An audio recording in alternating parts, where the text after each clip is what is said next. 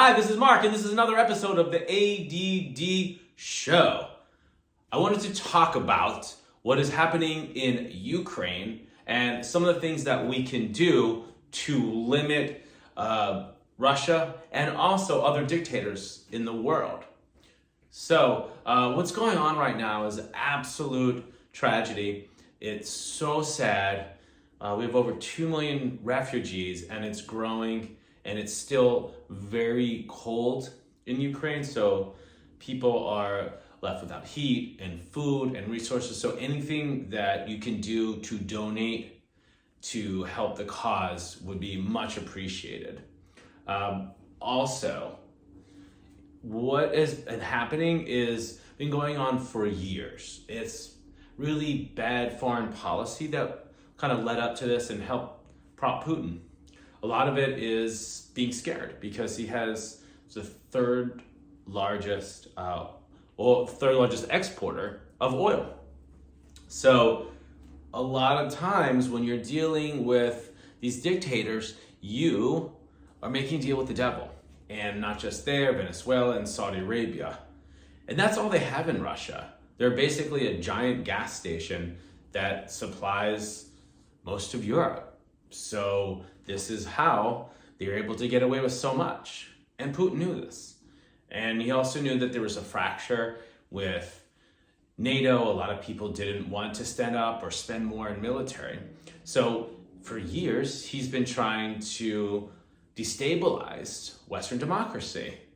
And that's what happened with Trump. So people were saying, well, if Trump was president, there might not have been attacked. Yeah, because Trump was trying to dismantle NATO. And if he had a second term, there was a good chance that he would get out of NATO. And then Putin would just run through Western Europe. He would take all the old Soviet countries. So right now, we're doing a lot of economic embargoes. So that's going to affect all the people in Russia. Putin is very well insulated. It's the people around him. Are they going to be able to sustain their lifestyle? Will they be able then to put pressure on Putin? And that's the hard part. Or will the rest of the Russians rise up even though they risk getting thrown in jail to protest? If you protest, you can get 15 years in prison. Even if you like on a social media, someone saying that this is a war, you can go to jail. Think about that for a second. Think about how much control. They're basically turning Russia into North Korea. And 20 some years ago, they were going on the path of democracy and freedom. So there was a point in time, had Putin not been in power, they might have been, part of Western liberal democracy. But in the meantime, what they're doing is trying to destabilize other countries because they want this nationalistic, we think about whatever, your country first, and here is America first. It's obvious that Trump was financed by Russia. I've been talking about this since 2015 when all the people started putting up propaganda. And it's on the left as well as the right. And I was arguing with a lot of people on the left who were saying, well, before, what's the difference between Clinton and Trump? Well, this was the big difference. Trump is supported by the Russians. And the Russians knew this. And we had Jill Stein before in 15 and 16, propped up by the Russians. We still have congressmen now. We have guys like Gosar and Madison Cawthorn who called recently Zelensky a thug, which is absolutely disgusting. But there's a lot more layers to all that. I think a lot of this, if there's any good, and there's no good of displacing and people dying, is that the West is unified and we're able to make Russia into a pariah state. Why is that important? Well, Russia and China have a link together, and they're working together to destabilize Western democracies. They want more autocracies, governments.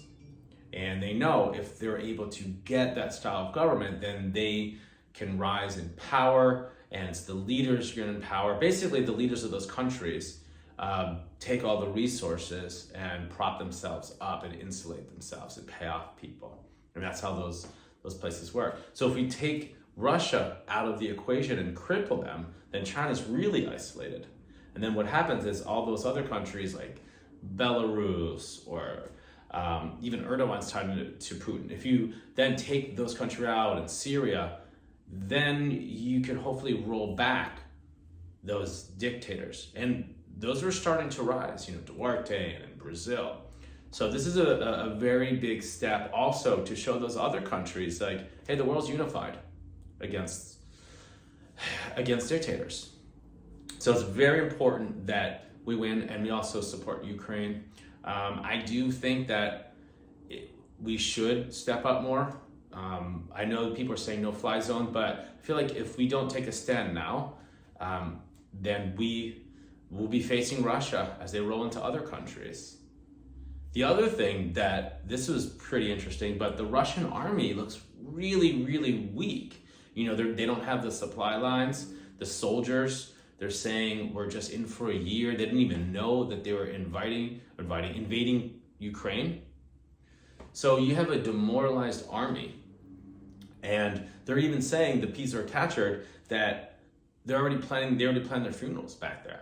So that's what they're dealing with. They're dealing with an army that doesn't want to fight, but they know they're either going to have to fight or they can be killed back home. So if we then cripple this army, we don't have to worry about them. They're still going to have their air support. They're still going to have the nuclears, but at least you take away the ground forces, which means that if you don't have the ground forces, you can go in and attack stuff, but you can't hold it. And that is extremely important to make sure that whoever invades cannot hold it, and then you can roll them back. So it's a really big, crucial time right now. And the good part is that there is so much unification. Now, that leads me to my second point. People are worried about rising gas prices. I've been a proponent for electric cars. I have an electric car.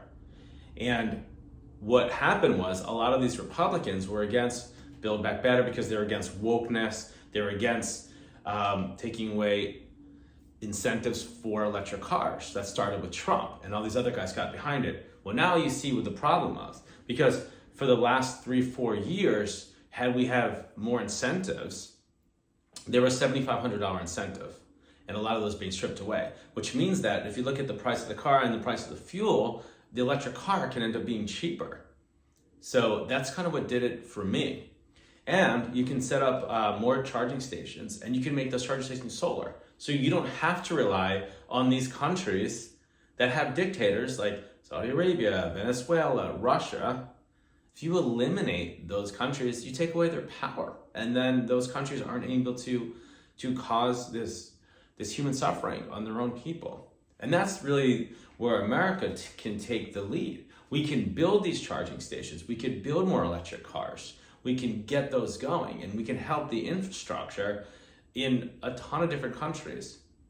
So what happened was, I don't know if you guys were aware of this, but in Africa specifically, China would come in, and these places were trying to be developed. They would develop their trains, develop their roads, and it'd be kind of a lease program. And when these countries couldn't pay because these rates were so high, then China would take over. That's really bad, and then they have their influence. Well, America, we could go in and help build all these green energy projects and charging stations, and then we then can help get the planet in a better place. We can stop global warming, and so it really is a two-pronged approach to rid ourselves from these dictators, and then also make the world more sustainable. And then also, that's a whole new industry there that we can export. We're always looking at, we're importing now, and what can we export? That's a really big industry that's growing and provide a lot of jobs. So, here's some of the things to talk about. One, think about that when the elections are coming up, not that far off. Think about the politicians in the past, especially the Republicans, who were against this green energy boost that would help us now, that were pro-Putin, and there's a lot of them. There's a lot of Republicans. Take a look at them. And what we need to do is now more unified, and also call your Congress and Senate. Put more pressure on. Like, if you pay, I know it sucks to pay more for certain goods, but if we do that, put the more squeeze on the Russians, at the end, we're ending up saving the lives, not just Ukrainians, but the other people that Putin's going to attack. All right, guys, there was a lot of stuff going on in this week, and hopefully more pressure will be on Putin and we can save lives. So if you can, guys, please donate anything you can. There's a lot of organizations, even $1, even a canned good, really anything that you can do to help. Those people would really appreciate it. Okay, guys, thank you so much. This is another episode of the ADD Show. I'm Marco.